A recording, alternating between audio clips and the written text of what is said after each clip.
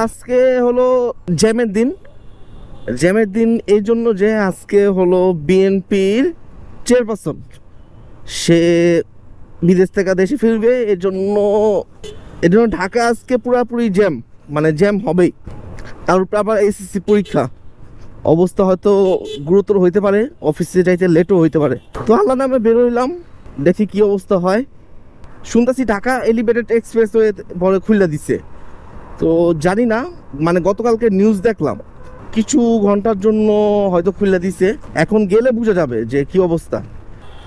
আর কুড়ির কিভাবে যাব?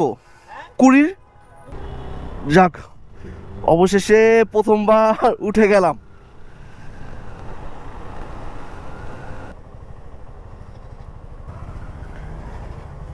আচ্ছা ভাই, কুড়ির কিভাবে?